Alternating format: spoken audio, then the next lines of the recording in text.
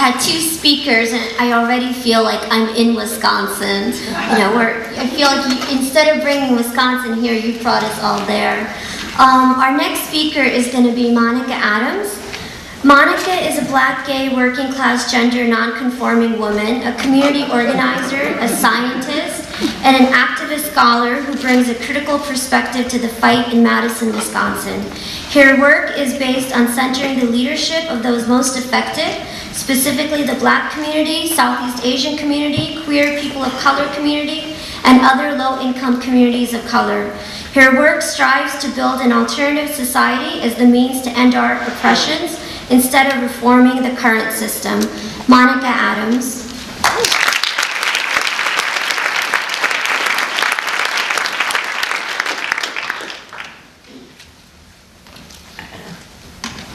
I just want to draw your attention to the pictures that are up there. Those came from Freedom Inc., which is a group that I organized with. And yesterday, Saturday, they organized an all people of color rally to go to the Capitol and elevate the issues and the ways in which the community is moving.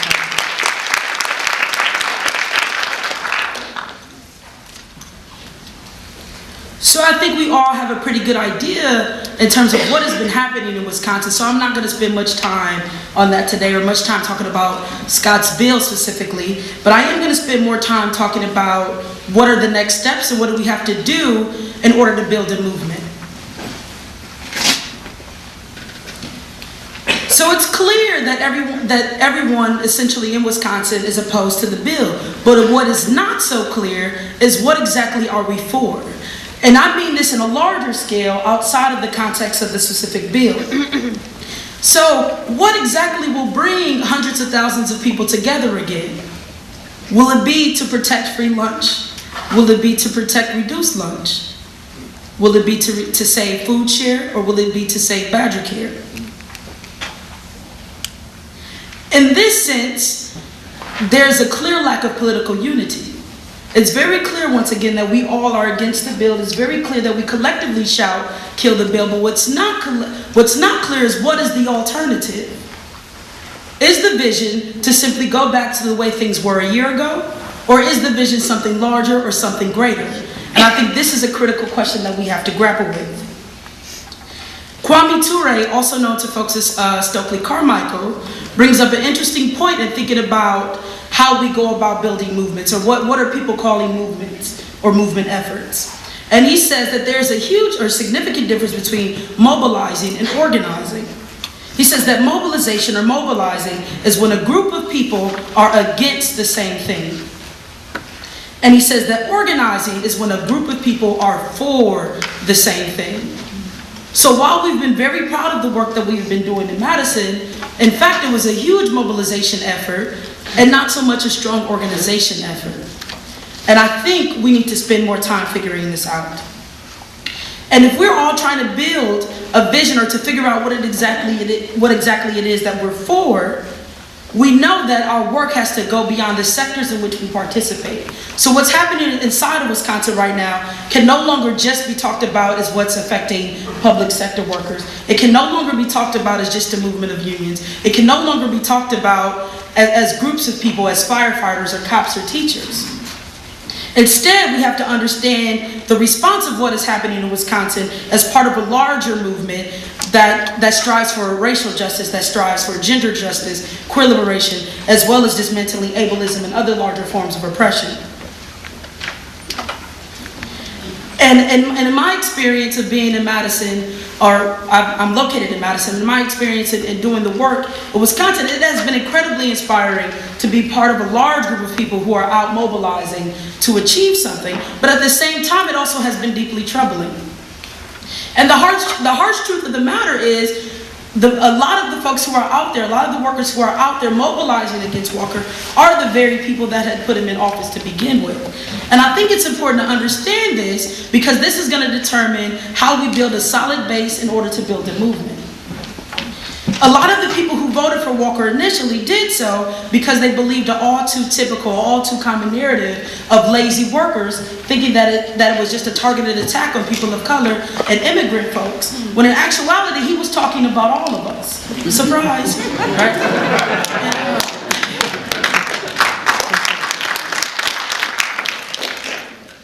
So while we are out supporting worker rights, people of color, immigrant folks, and while we're out fighting the fight, occupying space alongside and in solidarity, we have to ask the critical questions: will this same group of people turn out and support us and our issues? So I'll give you an example of this. So in the bill, there's a piece of legislation that says that healthcare insurance providers would no longer be required to pay for contraceptives for women, but they would still be required, or they would still pay for Viagra. And instead of thinking of this as just some small piece of legislation or something peripheral to the larger fight of collective bargaining, we must view this as a fundamental attack on women's reproductive health rights.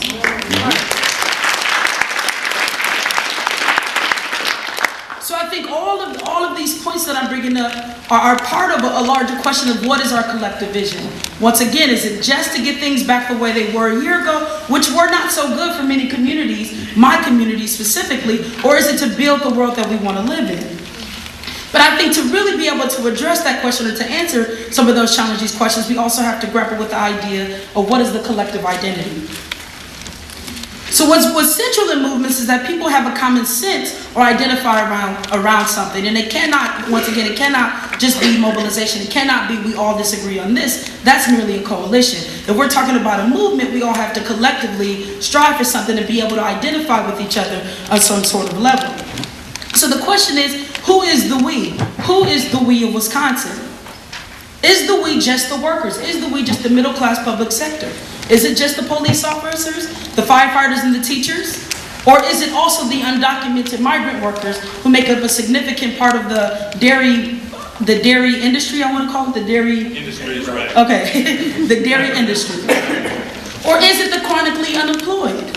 Is it the chronically underemployed? Is it those of us who never get fair chances at meaningful job opportunities due to structural racism, classism, cisgenderism, etc.? Who is the collective we? Also, is the playing field to be able to participate in this movement leveled? For example, what do the leadership spaces look like? Frankly, I've been in too many spaces where all the faces look the same. I've been in too many important decision-making opportunities where all of the people look the same. If we are building a movement of the people and for the people, where the hell are all the people? Right? But we have to be able to ask those very tough questions. And I think what's unique about this opportunity here is now we are forcing an allyship of folks who are not traditional allies. And I think this could be something incredibly good, but we have to be able to do the hard work of ensuring that it turns out to be something incredibly good and not give Scott Walker, Republicans, and Tea Parties the opportunity to play into some of this stuff and play onto divide and conquer antics. And I also in that mind frame or in that spirit, I think, we've been doing a lot of assuming around us having the common enemy and therefore necessitating that to mean that we are friends. And I think we see on a lot of different levels that that's not necessarily true. So in that same question, if we're talking about building a collective identity or struggling to build that, the question then becomes, how deep is that allyship? Is it really solidarity? And a question that I ask all of you in this room and as well as the greater society is, what happens if we win collective bargaining? What happens if he comes up tomorrow and says, okay, damn it, I'm tired. You won. What if he says, I'll leave the rights of collective bargaining alone? Do we all go home then? No. Or do we say, no, we're going to knock this Capitol down if you don't give us back bandit care?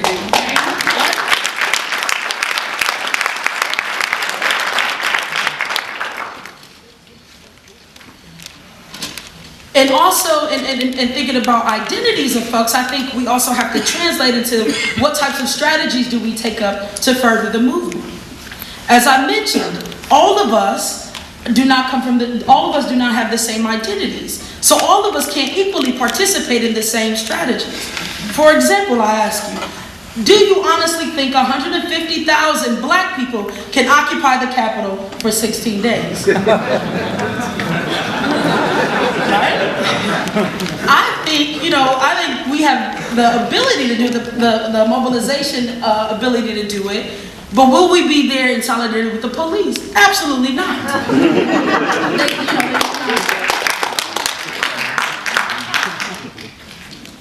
So this means that we have to think about building inclusive strategies. I also think that it took an incredible amount of privilege to be able to be there. I was there for a few days, but I also had the privilege to be able to be there. I didn't have children. Folks who I knew who wanted to come but had children could not do so. I lived in Madison. I had transportation, like all of these other things. If we're talking about building a movement for the people, we have to create entry points so that all people can participate in all of the work that we are doing.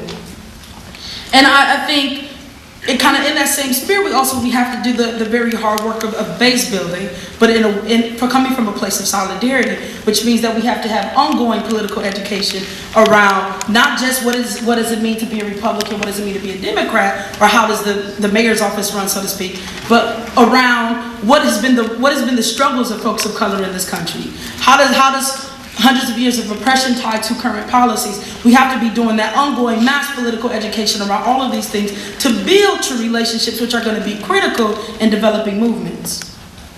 As well as doing political education, we need to get back to training folks in grassroots training.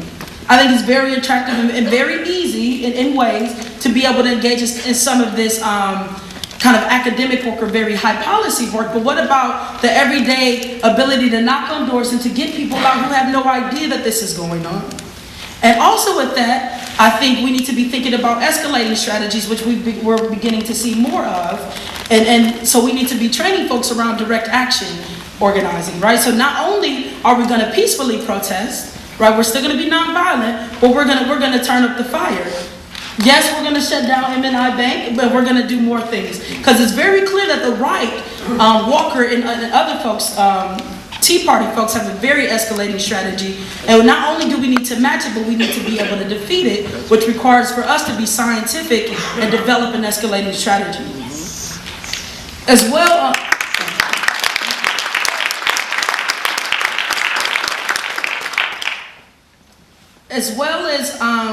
thinking about an escalating strategy, we also need to build strategies that feel relevant for people and people's everyday lives.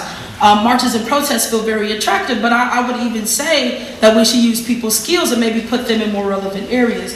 Just a suggestion. For example, absolutely teachers, if you want to strike. I'm not against a strike at all. But I also think teachers are in a unique position to be able to mobilize an entire youth body by using their youth teaching skills to educate and politicize the youth.